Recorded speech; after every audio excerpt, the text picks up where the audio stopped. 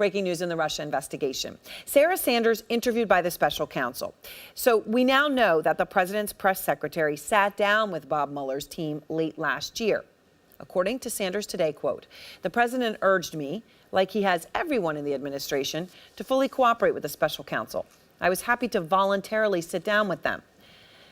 That's a pretty misleading thing to say, because the truth is that the White House did not want this interview to happen. CNN has learned White House lawyers would not immediately agree to grant Sanders' interview to the special counsel, so they didn't even want to do it. So voluntarily, all right. Well, even after she did speak to Mueller, Sanders kept talking about the Russia investigation publicly, calling it a witch hunt, never, ever, ever once disclosing that she had been questioned in the investigation.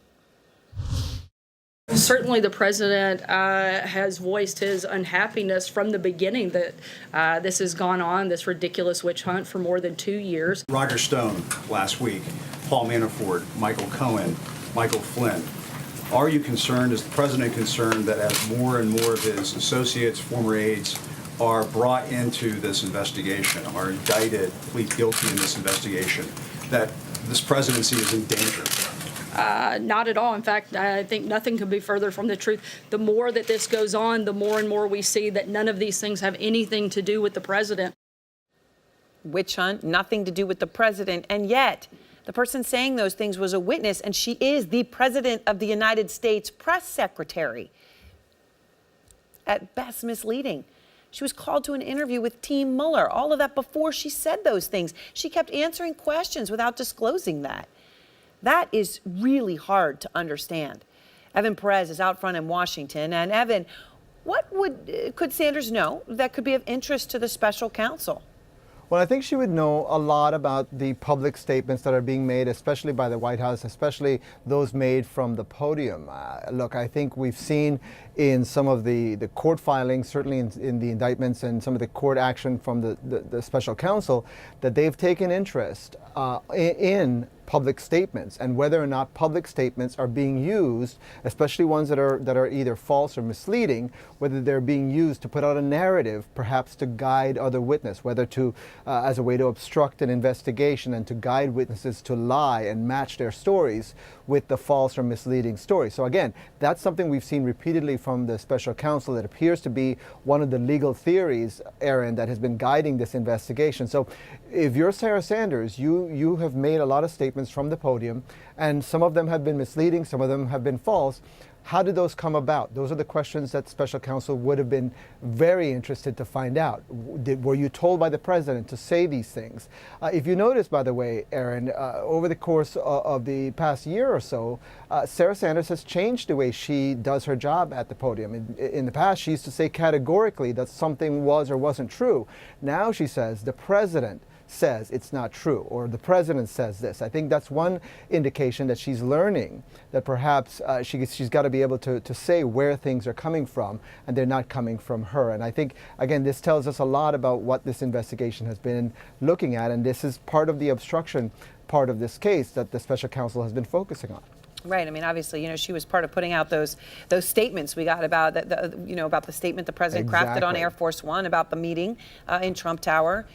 She was there. She was a part of that. These are all crucial things I know perhaps on the list. All right, Evan, thank you very much. Thank you. And I want to go now to the former Assistant U.S. Attorney for the Southern District of New York, Harry Sandick, former Assistant Secretary for the Department of Homeland Security under President Obama, Juliette Kayyem, and CNN anchor and Chief National Security Correspondent Jim Sciutto, also the author of the new book, The Shadow War: Inside Russia and China's Secret Operations to Undermine America. Obviously, very relevant expertise for this conversation.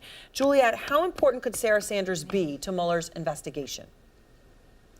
I think significantly important. Look, she's in the room where it happens, right? I mean, let's just not deny this. She's in the room. They're having conversations about how they're going to present whatever bad news has happened that day.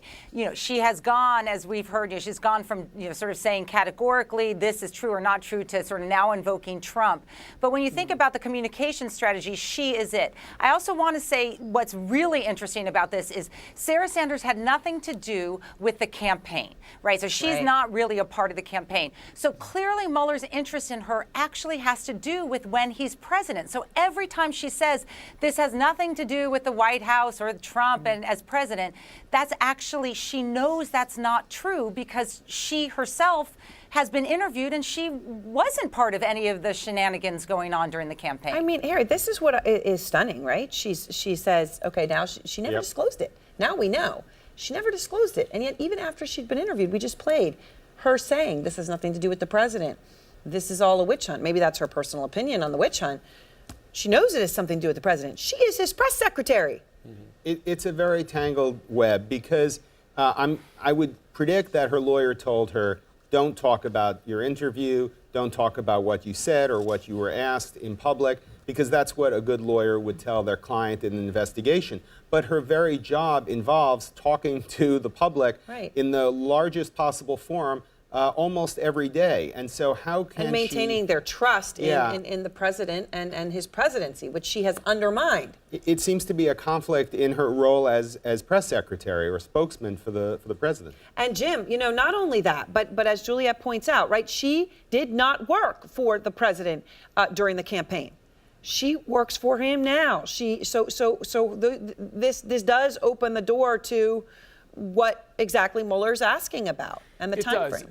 I think for folks at home who are having some trouble, maybe some frustration following this long investigation, right? I mean, because you have two strands here. One is, was there actual collusion, conspiracy between the Trump campaign and Russia? Was there exchange of information, et cetera? Then the other line that we know is, was there obstruction of justice? And under that umbrella is the question, did this administration, did this president, but also the people working for him, including the White House press secretary, who has a very significant role in communicating to the American people, right? The position of this administration, were they intentionally misleading the American people and therefore members of Congress and therefore the prosecutors in this investigation about the nature of those communications? And I think the fact that Robert Mueller, because Robert Mueller does not waste his time with witnesses, the fact that he spoke to the White House press secretary indicates at least that he's interested in that line of investigation, and it's a reasonable one.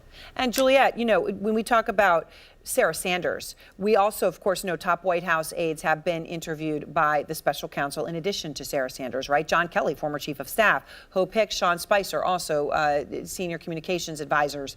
All of them now have been interviewed, and there could be others that we are not yet aware of. What do you take away from that? Yeah. So I find this list fascinating because obviously, you know, some of them are from the campaign, some of them crossed over, but these are the names we know, right? I mean, you and I watching TV, getting to know the team, the campaign, the White House. These are the names we know because these are the ones Trump has put before us, and so the fact that they've all been called in is incredibly telling about how close Mueller is to the Oval Office.